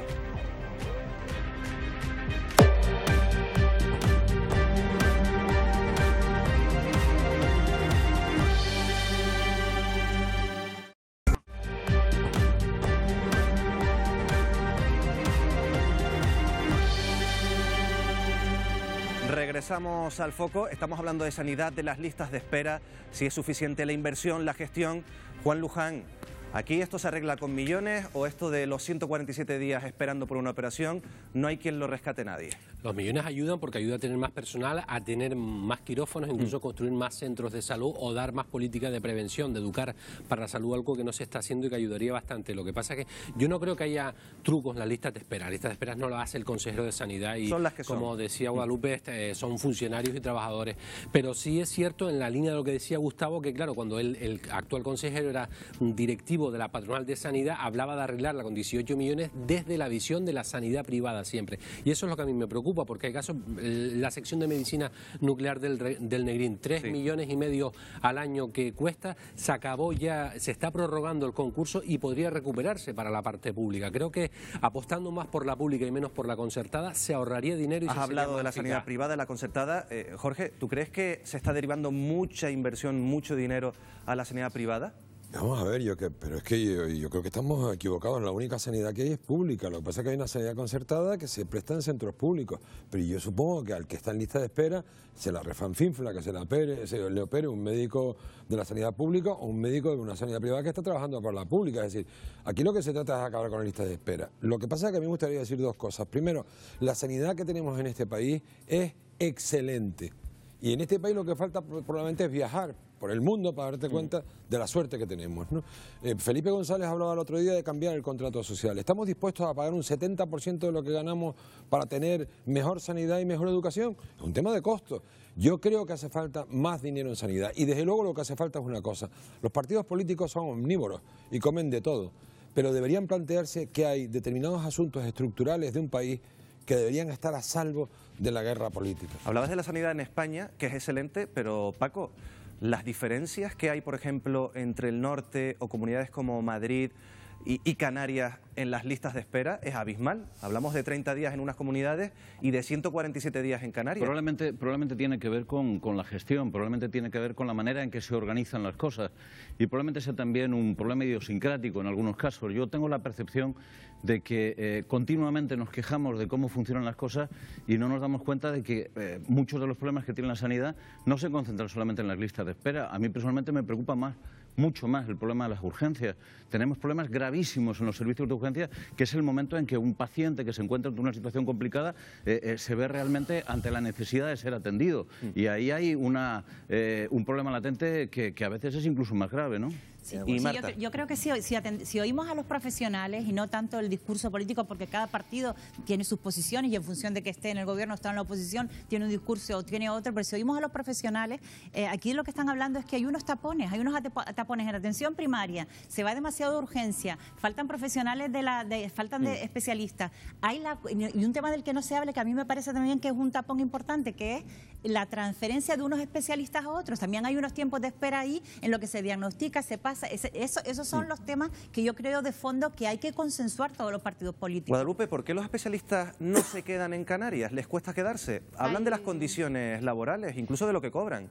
Bueno, hay un problema general de falta de especialistas en toda España, que es más grave en aquellos territorios alejados, por tanto en Canarias más, y especialmente en las islas no capitalinas, donde es dificilísimo encontrar especialistas. ¿Y no se puede compensar eso por medio de mejora en las condiciones? Realmente hay compensaciones. Lo que pasa es que más allá de las compensaciones económicas, que también a lo mejor hay que plantearse estudiar las condiciones laborales de nuestros profesionales, pero aparte de eso hay un problema de carrera profesional, de querer ir a grandes hospitales, de determinadas cosas que se producen y que desde luego hay que buscar una solución a medio plazo, porque si no el riesgo de colapso en el sistema en el futuro es importante. Sí, mira, yo creo que estoy de acuerdo con, por ejemplo, con lo que ha dicho Paco, de que para el margen de la lista de espera y de reflexionar sobre los datos o la gestión, hay situaciones muy difíciles dentro de la sanidad pública.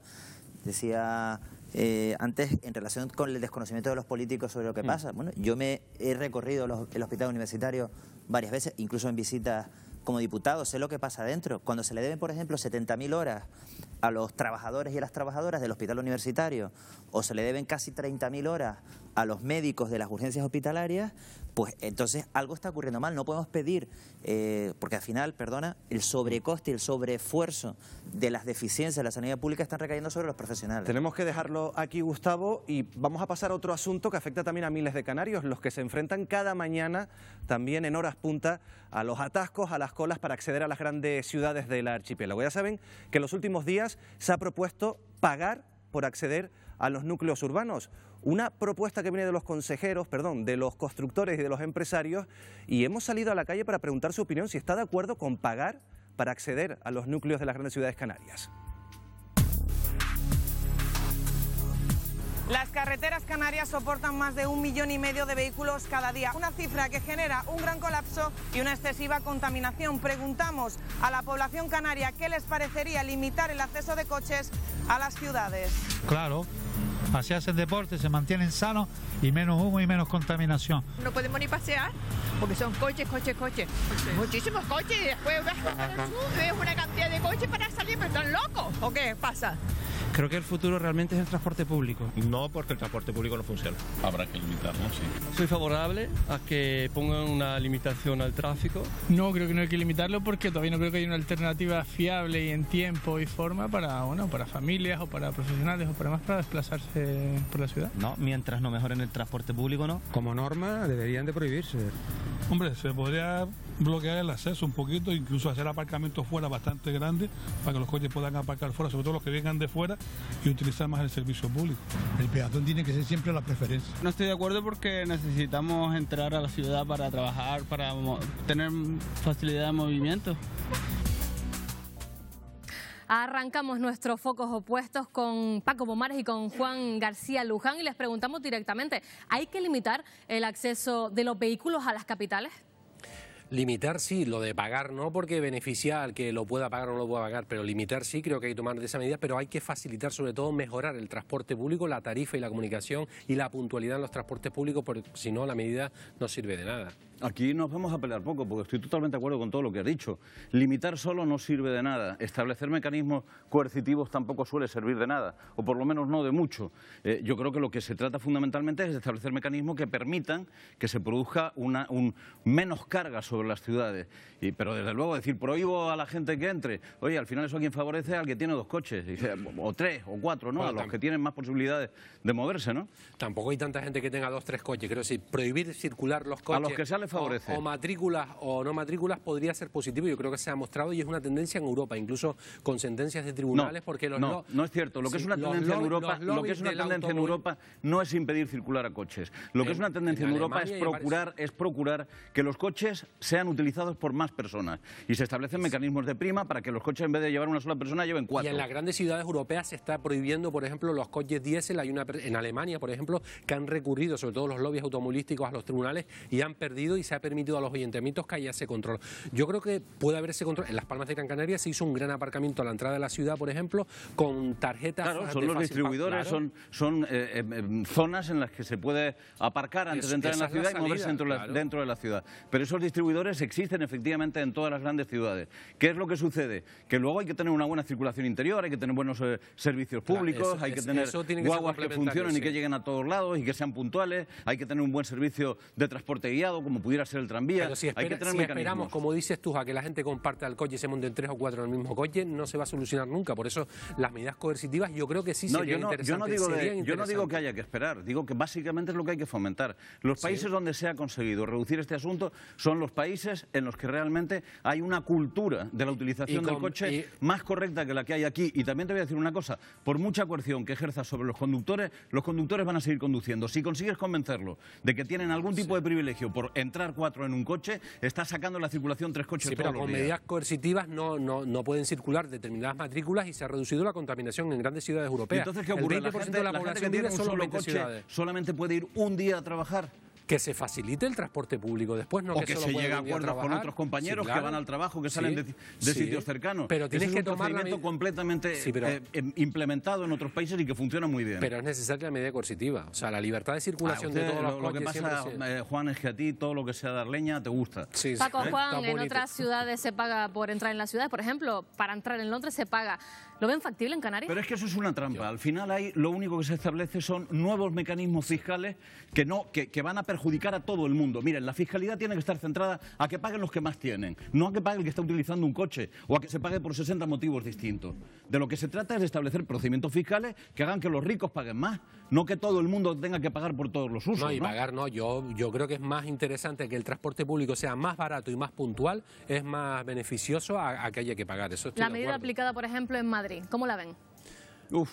Yo creo que tiene elementos razonables, sobre todo en lo que se refiere a la contaminación. Madrid no tiene tanto un problema de circulación como de contaminación, de emisión de gases, que por encima de la ciudad, por encima de la ley, que ha convertido la ciudad en un verdadero infierno en lo que se refiere a metales pesados en circulación. Sí. Pero es un problema distinto. En Madrid lo que hay que hacer fundamentalmente es conseguir que haya menos coches, que haya menos circulación. Y uno de los procedimientos que están haciendo es implementando que se produzca circulación masiva, que es lo que yo te decía. Y mejorando utilización mejor. Claro, mejorando el transporte público, eso es indiscutible. Sin lugar a dudas. Paco Pomares, Juan García Luján, muchísimas gracias a los dos. Les cambiamos de asunto porque yo imagino que ya lo sabrán, pero tener un título universitario ya no es garantía para conseguir un trabajo. Escuchen, porque más de 1,5 millones de universitarios están en este país en riesgo de pobreza, con el título debajo del brazo, pero cada vez más cerca del paro.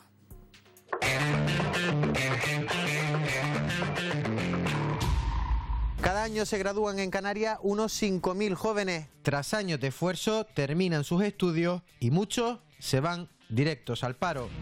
Yo estuve estudiando Administración y Dirección de Empresas durante 5 años y después de todo el esfuerzo que eso conllevó, terminar la carrera, he visto la dura realidad que es el paro. Llevo meses buscando trabajo y la cosa está bastante complicada. Es lo que le ocurre al 35% de nuestros jóvenes universitarios. El archipiélago tiene la tasa de empleabilidad más baja de toda España. Tenemos casi un 70% de nuestra economía vinculada solo al sector servicios y verdaderamente las preparaciones que sacamos en la universidad con todas las ingenierías, pues como comentábamos antes, derecho, administración y dirección de empresas, no tienen nada que ver con la demanda real de ese sector turístico. Las administraciones públicas invierten de media 9.684 euros por universitario al año. También sus familias hacen frente a importantes cantidades de dinero. Mis padres me han pagado 5 años de carrera de Derecho, que no es barata precisamente la matrícula. Y bueno, finalicé mis estudios en 2014. Estuve buscando trabajo durante varios años y no encontré absolutamente nada, ni una entrevista de trabajo siquiera. Sin trabajo ni recursos, cada vez más jóvenes se ven abocados a la exclusión social. En España ya hay más de 1 millón de personas con estudios universitarios en riesgo de pobreza.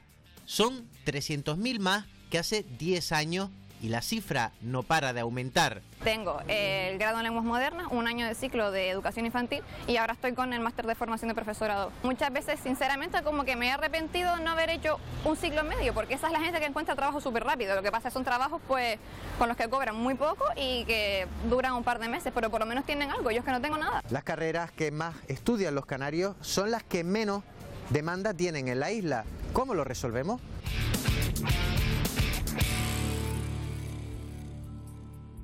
Ya lo han visto, años y años de sacrificio para poder sacarse una carrera, incluso máster, pero no hay remedio. El colectivo de los universitarios ha sido uno de los más castigados por la crisis y le queremos preguntar a nuestra mesa de debate, ¿por qué está ocurriendo esto, Paco? Pues básicamente porque está desapareciendo el trabajo, porque estamos entrando en una dinámica en que cada vez hay menos oferta de trabajo y según vaya pasando el tiempo va a ir a peor, porque la automatización, la inteligencia artificial va a hacer que desaparezcan millones de puestos de trabajo en este planeta. Vivimos de espaldas a esa realidad que es un hecho absolutamente imparable y que está cambiando y modificando completamente la relación que vamos a tener con el trabajo. Marta, ¿está cambiando la universidad? ¿Se tiene que renovar o es el sector productivo el que no funciona? Bueno, la universidad se tiene que renovar mucho más deprisa de lo que lo está haciendo, adaptando su programación y su formación a un mercado, como dice Paco, distinto, nuevo, que viene de otra manera. Estamos cualificando a personas que no están en los sectores que efectivamente se necesitan, porque por otro lado, frente a esta noticia, oyes otras como que que las empresas españolas no logran captar personal cualificado y que tienen que recurrir a trabajadores foráneos. Es una contradicción. Pero un mercado, Marta, por ejemplo, se lo preguntó a Guadalupe, como el Canario, donde nuestra industria es el turismo, somos una fábrica de camareros, de personas que atienden las recepciones y parece que no se puede asumir nada más.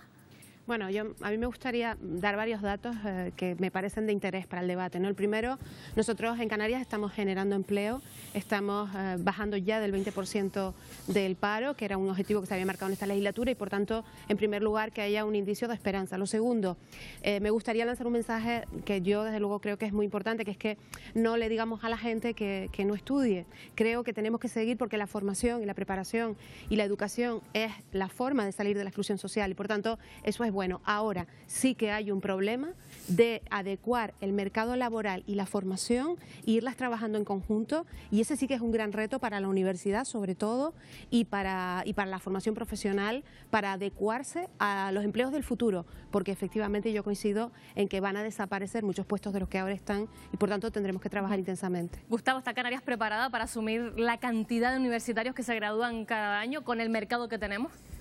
Yo creo que se combinan dos factores. Uno, el que ha dicho Paco, el mundo está en un proceso de cambio. Creo que hay que aprender en estos momentos más herramientas que carreras, es decir, para afrontar lo que viene, que no sabemos muy bien lo que es. Pero es que en Canarias, viniendo al ejemplo de Canarias, nosotros, nuestro Producto Interior Bruto, el sector industrial tiene un peso del 7%. El resto, la mayor parte es servicio y construcción. Por tanto, parece difícil que estemos capacitados en nuestro mercado laboral para absorber determinadas titulaciones universitarias. Esta es una realidad que se combinan dos factores, lo que decía Paco, de ese cambio global con un mercado, una economía canaria basada fundamentalmente en el sector de la construcción y en el sector del turismo, ¿no? Y el sector público, que siempre se nos olvida. Y el sector olvida. público, Paco. Correcto. ¿Qué podemos hacer, por ejemplo, con aquellas profesiones de letras, como la de muchos de los que estamos aquí, que no van a poder ser sustituidas a priori por máquinas, Jorge? Bueno, vamos a ver, el mundo, como dice Paco, va a cambiar. La mecanización es imparable, la robotización también. Tendremos que evolucionar, pero esos son problemas a largo plazo. No lo vamos a arreglar para los que ya estamos aquí, ¿no? Lo que pasa es que yo creo que hay que lanzar un mensaje. Primero, Canarias tiene la mayor tasa de paro de personas con estudios superiores, pero tiene un 15%, es decir, la gente que tiene más formación encuentra trabajo antes que la que no tiene. Eso, primer dato. En segundo lugar, hay un problema del que no estamos hablando, ¿no? Yo, con perdón, me meo de la risa cuando oigo hablar que el problema de los canarios es que su falta de capacidad lingüística, o sea, que no dominamos idiomas y tal. En Canarias, el 55% de los contratos del sector de la hostelería se hacen a trabajadores extranjeros.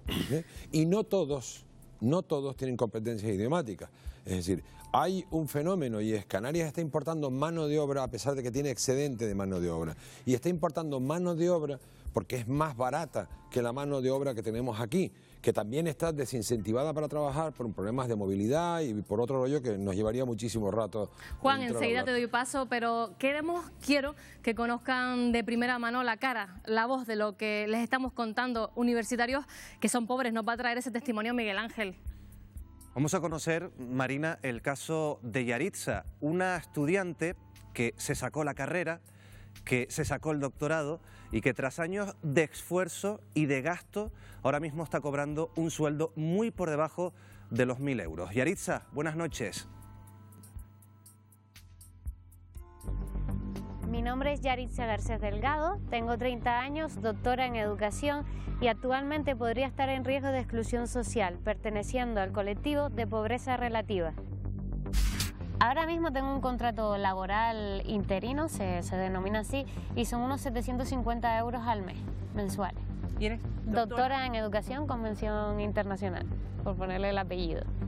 Decir que yo soy pobre creo que es una osadía, pero entendiendo esa pobreza desde la formación que yo he recibido y la cualificación que tengo, por supuesto que me considero pobre. Porque ya te comentaba, no puedo llevar a cabo mi proyecto de vida tal y como lo había planteado. Si hay un aumento de la calidad de vida, también debería aumentar los salarios. Si no, eso lo que va a provocar es más pobreza aún. Nos estamos acostumbrando o mal acostumbrando a que la cualificación de una persona no corresponda con el salario que percibe. No tengo vivienda. Yo vivo con mis padres, a pesar de lo que ya te decía, de tener 30 años, y la imposibilidad de tener una vivienda ya es algo diario que me está perjudicando moralmente. Si fuera por mí, me considero una persona bastante independiente y esto es un problema real y que no le puedo dar solución, a no ser que compagine el trabajo actual que tengo con otros trabajos. Llevo 6 años con mi pareja y ni siquiera nos hemos podido ir a vivir juntos, pues el quedarme embarazada en ese sentido sería algo pues catastrófico, por ponerle algún apelativo, porque no podríamos sostener una familia con los sueldos de ambos. Es el caso de Yaritza, ya saben cómo es la televisión en directo. Yo le daba buenas noches, pero es un reportaje que ha grabado Marina, nuestra compañera allí a Redondo. Como bien decías, Miguel Ángel, estos son las cosas del directo. Yo les pregunto a Juan García Luján, ¿es extrapolable al resto de los universitarios el caso de Yaritza? Sí, desde luego. Yo tengo amigos profesores que estaban a lo mejor en la Universidad de Las Palmas de Gran Canaria cobrando 900 euros y se fueron a Ecuador a cobrar 2.500, lo cual ahí se ve el contraste dando la misma asignatura. En esos niveles estamos. Yo no miraría para robots ni para falta de formación ni de idioma, sino a la avaricia patronal. Se están haciendo aquel viejo dicho que dice estoy estresado porque tengo 3 trabajos para sobrevivir, necesito un psicólogo, y alguien le dice no, necesitas un sindicato, necesitas conocer sus derechos. Hacen contratos en formación que son auténticos fraudes, se considera trabajador en prácticas a alguien que lleva ya 3 años, y todo eso hace falta más inspección laboral y hace falta que se pague lo que cuesta el trabajo. Precisamente por eso se ha precarizado tanto esos primeros puestos de trabajo, incluso los contratos en prácticas o las prácticas, los becarios, Marta. Sí, bueno, a mí lo que me gustaría hacer una precisión respecto a algo que dijo Guadalupe y Jorge, en el sentido de que parece que estamos dando un mensaje que no hay que formarse o estar cualificado. Todo lo contrario, por supuesto que hay que formarse y estar cualificado. Tan es así que el problema es estar cualificado en lo que realmente el mercado solicita. Por ejemplo, volvemos al tema siempre recurrente en Canarias, pero que yo creo que es importante que lo saquemos, el de los idiomas. Y tenemos una universidad ahora mismo que baja el nivel de exigencia, el nivel de inglés que les pide cuando titulan para poder graduarse, porque no llegan los alumnos. Usted no puede bajarles el nivel, se los tendrá que subir en cualquier caso. En ese sentido es en el que hay que casar la cualificación con lo que se pide. O grandes proyectos Paco. de bilingüismo que se basan en que al final hay 20 colegios que en realidad tienen prácticas bilingües en todo el archipiélago.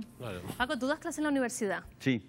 No sé exactamente la cifra de graduados que salen al año en Canarias. ¿Tú crees que es asumible? ¿Tú vives el día a día de la universidad? Depende de cómo lo percibamos. Si percibimos la universidad exclusivamente como una máquina de fabricar trabajadores, pues probablemente es imposible que haya tanta gente que consiga trabajos que tengan que ver con su cualificación. Pero ¿por qué tenemos que considerar que la universidad es solo una máquina de fabricar trabajadores? También es una máquina de fabricar ciudadanos, de personas más conscientes, de personas más preparadas. Y al final, el valor de las personas no puede venir determinado solamente con su lugar en el mercado. Tiene que venir determinado por otras cosas. Pero, Paco, es muy por ejemplo, importante tener un trabajo, pero no es la única cosa Me fundamental. imagino que tú o los que estamos aquí, todos hemos ido a la universidad para poder trabajar. ¿Qué hacemos con esas carreras que no tienen futuro, que no dan acceso al trabajo? ¿Las eliminamos? A mí dar clases en la universidad me supone un ingreso de 700 euros mensuales. Soy profesor asociado, doy 18 créditos, un montón de horas a la semana, voy 4 días en semana a dar clase y se me pagan 700 euros. No se me ha ocurrido nunca pensar que es un mal trabajo, lo que pienso es que es un privilegio poder hacerlo. Juan. Bueno, yo creo que está mal pagado, habría que pagar más, eso es evidente, y creo que es una situación en la que fundaciones universitarias incluso firman convenios con el Gobierno de Canarias, con fondos europeos muchas veces, contratos de formación que al final esa gente se le queda en la calle y tienen al final una plantilla fija de becarios. Eso hay que inspeccionarlo para que realmente los contratos de formación sirvan para que quien lo acabe trabajando 40 horas semanales por 500 euros, al final se integre en la empresa, no sigan abusando de eso las empresas. Gustavo, y terminamos. Sí, yo creo que falta algo, digamos, de orientación. Es decir, los niños ya con 15 o 16 años prácticamente tienen que decidir qué tipo de bachillerato quieren tener para decidir qué carrera luego quieren estudiar. Muchas veces esas decisiones no están tomadas desde un punto de vista de dónde voy a ir a trabajar o en qué sectores puedo trabajar, sino esas decisiones a veces se toman por razones absolutamente disparadas, en fin, pues porque cree que eso le puede gustar, porque sus padres a lo mejor tienen una formación en determinadas cosas, y lo que hay que detectar es nichos empresariales, nichos económicos, que en el futuro van a tener capacidad de absorber, por ejemplo, las renovables, por ejemplo, pues hay un campo de las ingenierías y a los técnicos en energías renovables en Canarias, que probablemente haya trabajo para un sector, y así Gustavo, sucesivamente, nos tenemos que ir porque hemos estado hablando de los universitarios pobres, pero no hay que olvidar que el 40% de los canarios vive en riesgo de pobreza y de exclusión social. Son perversos los datos y también los efectos secundarios de esa pobreza también son perversos.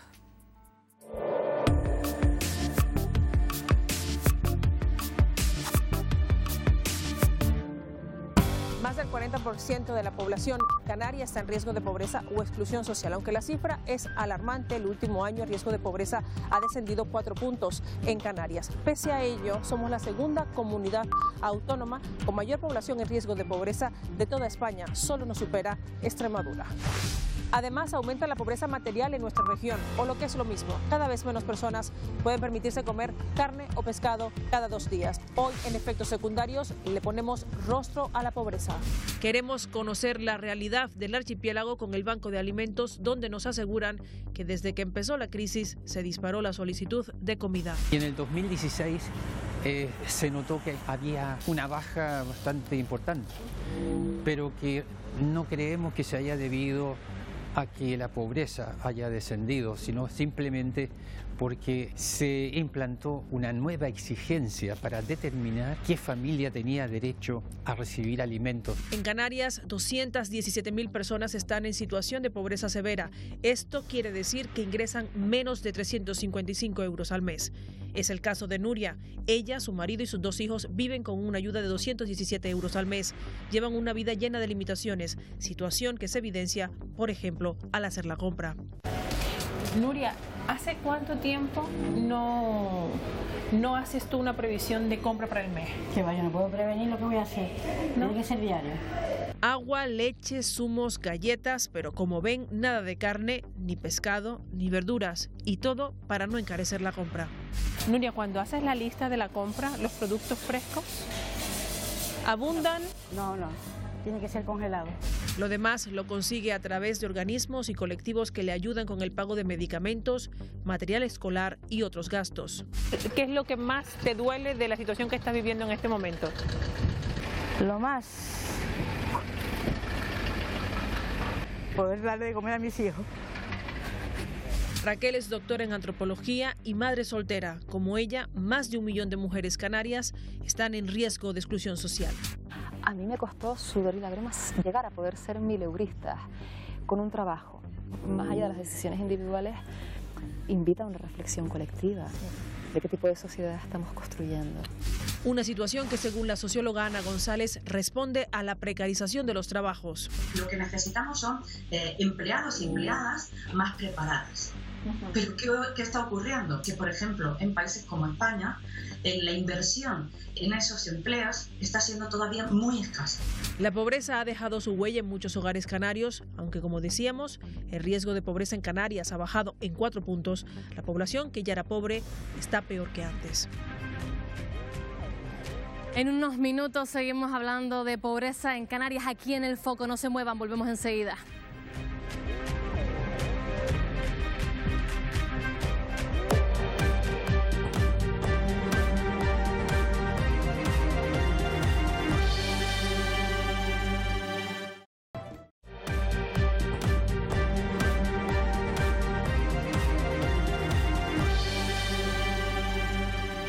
Regresamos al foco hablando de pobreza, y es que Canarias es la comunidad autónoma con un porcentaje más elevado en privación material severa. Y si supuestamente hemos salido ya de la crisis, Jorge, ¿por qué mantenemos estas cifras? Pues porque los acontecimientos en la vida no suceden rápidamente, pero se arreglan muy lentamente, ¿no? Venimos de una década horrible donde la pobreza se ha extremado y se han extremado la desigualdad. Pero además eso está en relación con lo que hemos hablado antes y los temas que tocamos aquí en este programa de vez en cuando. Es decir, vivimos en una sociedad que tiene unos sueldos por debajo de la media del Estado. Algunos lo achacan al modelo económico, pero Baleares tiene el mismo y tienen mejores salarios, están por encima de la media estatal. La renta por familias en Canarias se ha alejado de la media nacional, ahora empieza a subir, pero hemos estado a 20 puntos de diferencia. Tenemos 50.000 pensiones no contributivas, gente que no llega a los 400 euros. Es decir, vamos, ¿pero qué queremos? Quiero decir, claro que tenemos gente en situación de pobreza. Lo que ocurre es que arreglar esa situación va a costar muchísimo tiempo porque no hay recursos para todo. Antes hablábamos de sanidad, hablamos de educación. En fin, esto llevará tiempo a arreglar. Este descosido llevará tiempo a arreglarlo. Sí. Gustavo, ¿ha sido responsable parte de esto el gobierno de Canarias hasta cierto punto? Pues fíjate, en esto voy a decir que no, porque no creo que sea así. Yo creo que a lo que ha dicho Jorge le añadiría lo siguiente. La crisis... Salimos, entre comillas, con una receta que nos ha dejado a trabajadores pobres. Y esto antes de la crisis no existía. Se produjo una reforma laboral de una salida de la crisis, empobreciendo a los trabajadores. Hoy tener un trabajo no garantiza no estar en riesgo de exclusión social. Y esto es un factor que, añadido a nuestras circunstancias, digamos, que son estructurales en Canarias, nos está ocurriendo. Hoy hay gente que tiene trabajo, pero que tiene graves dificultades para llegar a finales y, por tanto, para vivir en unas situaciones de cierta normalidad, ¿no? Paco, se habla de que es la economía sumergida la que hace que la situación no sea más grave. ¿Alguna solución para revertirlo? No, yo no creo lo que se acaba de decir. Yo fundamentalmente lo que creo es que el capitalismo se ha enfrentado a lo largo de la historia a 9 grandes crisis y de todas ellas se ha salido o con conflictos bélicos, que es una manera de repartir mejor las cosas, básicamente por la vía de exterminar un montón, o se ha salido con los ricos más ricos y los pobres más pobres. Así es como el capitalismo resuelve siempre su crisis económica. No iba a ser distinto en esta situación. Y en Canarias veníamos de una peor situación que en la península, que se ha agravado aún más. Porque la situación, y esto es impresionante valorarlo, lo han dicho las universidades, hay distintos estudios, de Canarias ha salido mucha gente mucho más rica como consecuencia de la crisis. La brecha social de la que hablamos continuamente se ha agrandado, se ha hecho mucho más intensa y profunda. ¿Juan? Vamos a ver, si somos una de las principales potencias mundiales del sector turístico, si tenemos aquí temporada todo el año, los 12 meses, alguien se está quedando con el dinero. No es una cuestión, lo que apuntaba Jorge, de falta de recursos, es una cuestión de distribución, que no se distribuyen los recursos y que aquí ha habido empresarios canarios que en la crisis, en la época de crisis, en los años de la llamada crisis, han entrado en la lista Forbes, que no estaban. Juan, ¿habría que implantar una renta básica como ya ha pedido Podemos o Nueva Canarias? Te lo pregunto a ti y a ti, Marta. Bueno. Sí, yo creo que es fundamental que haya gente que no, si no tiene ingresos, que tenga ingresos. No puede ser que haya gente que no tenga ningún ingreso en Canarias. ¿Guadalupe? Sí, bueno, nosotros siempre hemos planteado, en primer lugar, que hay que seguir generando empleo.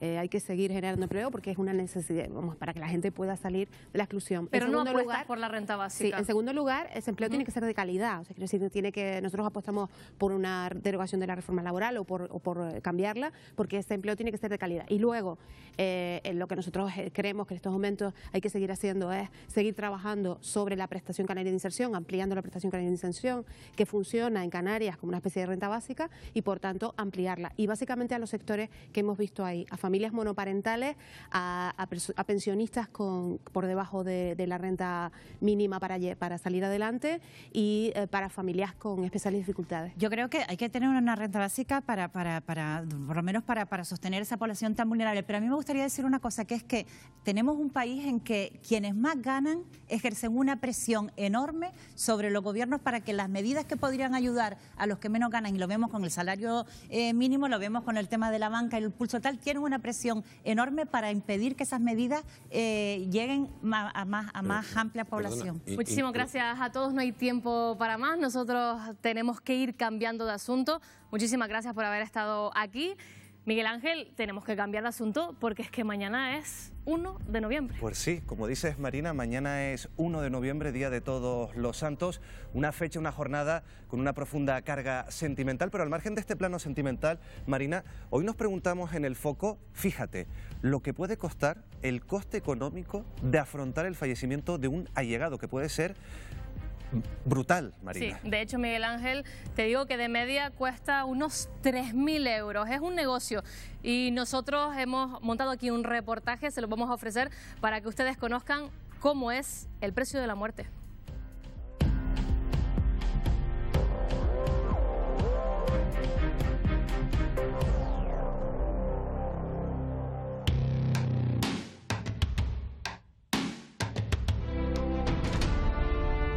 El pueblo no estamos satisfechos con las funerarias. La ciudadanía con respecto al contrato de seguro de deceso está totalmente equivocada. Mi muerte, digamos, la tengo paga. Un sector tan opaco, que te ves abusos. Si no paga, el muerto se lo queda otro, el que está vivo. Se han convertido esto en un negocio para 4. En Canarias, en 2017, fallecieron 15.239 personas. La media de un servicio funerario está en unos 3.000 euros. Se calcula que el sector pudo facturar en torno a 45 millones de euros. Grandes compañías aseguradoras tienen un potencial muy importante, no solamente en Canarias, sino a nivel estatal. Eso implica que estas aseguradoras hayan adquirido y hayan creado funerarias propias. Un 60% de la población canaria tiene contratado este tipo de seguro. La ciudadanía desconoce el contenido de ese contrato. Ante esa desinformación existen este tipo de abusos. Muchas personas pagan en vida su propia muerte, como es el caso de Ana. Lleva 30 años haciéndose cargo del seguro de decesos. Desde el fallecimiento de mi padre. ¿Qué fue lo que pasó? Murió de repente y nos vimos la familia envuelta en un gasto que también había que afrontar. Si no paga, el muerto se lo queda otro, el que está vivo. ¿Sabes que has pagado ya un entierro en vida?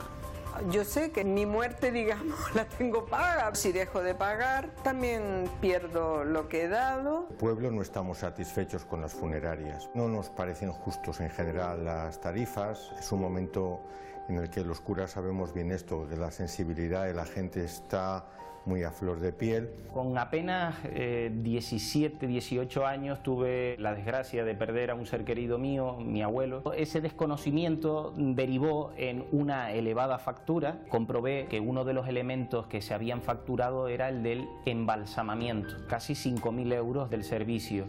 Con el paso del tiempo, nos encontramos con que el cadáver estaba ya prácticamente que reducido a restos. Lo normal en la práctica es que si un cuerpo está embalsamado, se mantenga en torno a unos 10 años. Existen 1.435 empresas funerarias en nuestro país, pero el 80% del sector está gestionado por empresas que facturan más de 1 millón de euros. Un negocio, el de la muerte, que ha pasado en los últimos años a estar gestionado por grandes grupos empresariales. El negocio ha caído, el de las lápidas, el de las flores, es que aquí en Canarias nos hacen cajas de disparos difuntos, todo hace tren de China. Se han convertido esto en un negocio para 4. Hace unos años, ¿cuántas lápidas podías poner tú a la semana? 50, 60, 70 lápidas semanales. Ahora no pasa de 10, 12, 14, no voy más. El coste de un ataúd es mucho más inferior de lo que le cuesta a una persona cuando lo compra, ¿no? Pero eso es una caja así de cartón y las hacen en China, ¿cuánto vale eso? Pero no vale 40, 50 euros, no vale más. ¿Y a cuánto la venden? Pues te cobran un servicio barato, si tú no tienes funeraria te cobran 3.000 euros. Pero que vienen de China, vienen de China. Y son de cartón. Cuando es nueva la ves muy bonita, pero cuando se saca del nicho, ves lo que es cartón. Han oído bien, según Sillero, podrían estar vendiendo ataúdes casi por 20 veces más de su precio. Intentamos contactar con empresas que traen contenedores de China. ¿Vosotros vendéis ataúdes que importáis de China? Vale, pues nada, muchas gracias. Ninguna quiere atendernos. Como funeraria, ¿también hay veces que tienes que elegir traer un ataúd de China? Hasta ahora no se me ha dado esa necesidad. Hay empresas que sí que lo hacen. Pues sí, que es un producto que se está importando bastante. Nosotros defendemos el producto nacional. Esta es una exposición donde aquí tenemos el ataúd, digamos, de más calidad. Este es el que le llaman el ataúd de Franco, el que llevó Franco en su día. ¿Y hay gente que quiere enterrarse en el ataúd de Franco? Pues sí.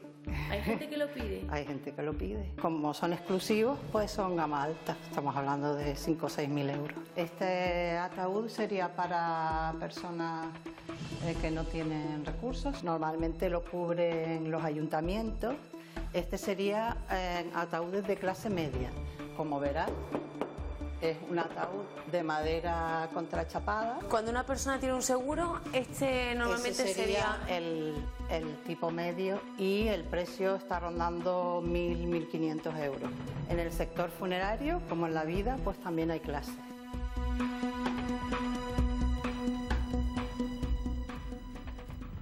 Ya lo han escuchado, ataúdes que vienen de China y que después nos cobran un precio 20 veces superior del que cuesta realmente. ¿Se están aprovechando de nosotros las funerarias, Paco? Yo, sinceramente, después de ver el reportaje, la percepción que tengo es que el ser humano es idiota hasta para morirse, ¿no? Es decir, ya miran ustedes cuáles son las necesidades de un muerto, ¿no?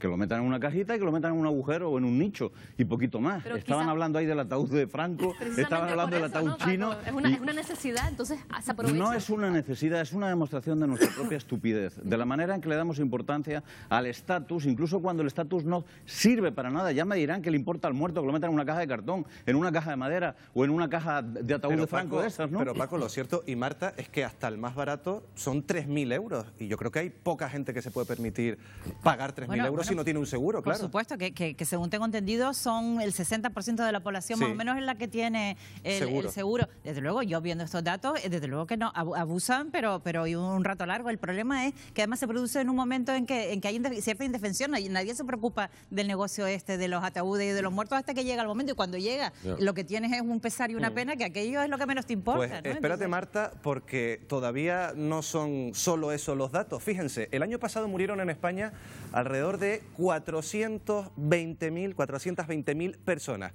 Solo tienen que multiplicar las cifras que hemos dado para saber los beneficios millonarios de estas funerarias, del negocio de la muerte.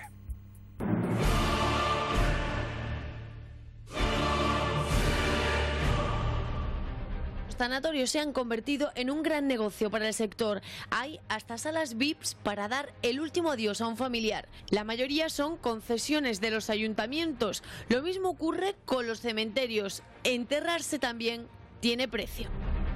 Las concesiones administrativas son por 50 años y 99 años. ¿Qué precio tienen? Si te toca la fila primera, serían por 50 años 1.181,03. ¿La quinta? Esa es la más económica porque tiene más dificultad y al algo se tiene que favorecer. Esas serían 715 por 50 años. La tendencia de incinerar a los difuntos ha ido creciendo en los últimos años, hasta el punto de que actualmente supone el 35% de las defunciones. Bueno, esta es una sala de familiares. Aquí el entorno más íntimo del fallecido es donde viene a hacer su última despedida y ver cómo introducimos el féretro en la cámara. ¿Qué precio tiene la incineración? Puede oscilar entre los 500 y 1.000 euros, depende de dónde.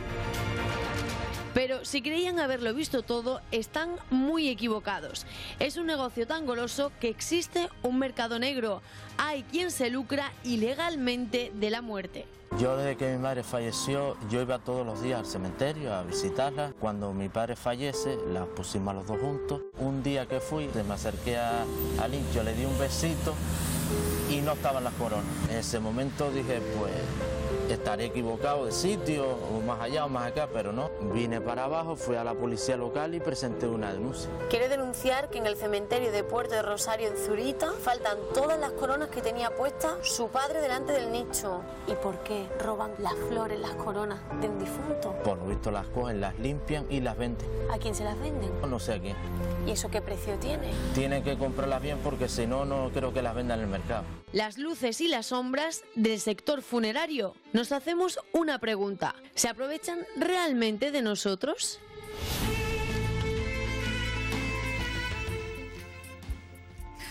Misma pregunta que les hacíamos al principio. ¿Se aprovechan de nosotros? ¿Hay un negocio muy oscuro en esto de la muerte, Jorge? Hay un negocio. A mí me preocupa más lo anterior a la muerte que la propia muerte, ¿no? Pero es verdad que las familias se enfrentan a una situación vulnerable, basada, como dice Paco, en creencias, y están en la peor situación para gestionar el asunto, ¿no?, económico. De todas maneras, yo te voy a decir una cosa: cuando nacemos, el Estado se hace cargo, la medicina pública, del nacimiento, porque nace un nuevo ciudadano, un nuevo contribuyente, ¿no?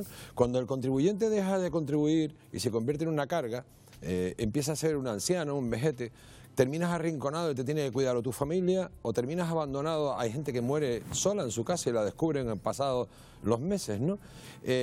Porque el Estado abdica absolutamente de encargarse de los mayores. Y cuando no, que siempre hay cosas. En La Gomera se ocupan. En La Gomera se ocupa porque está el señor Casimiro. Sí. Juan, esto es un negocio, una estafa en muchos casos. Sí, yo más que el Estado a lo mejor que la pague, sí, el Estado debería de controlar más la situación o no aprovecharse, como desde el año 2012 subió el IVA del 8 al 21% y no lo han cambiado por los servicios funerarios, o cuando incluso el transporte de un muerto cuesta más que en impuestos incluso que el transporte del vivo, cuando el muerto no se va a escapar ni va a reclamar nada. Pero mi padre estuvo 86 años pagando, desde que nació la madre le pagó y hasta el final. Yo recuerdo el pobre, ya una de las grandes, lo vi rabioso una vez que estaba en su casa y abrió la puerta y echó una bronca a alguien y ¿qué te pasó, muchacho? Y era el de Santa Lucía, que le anunciaba que le había subido 4 o 5 euros al mes. Y claro, mi padre con toda la razón dijo, como sabes que no voy a dar de baja, jodido. Entonces fue una bronca tremenda, ¿no?, que simboliza un poco eso, cómo se ríen de ti la gente que lleva 30 años pagando, lo que decía esa señora, no se puede dar de baja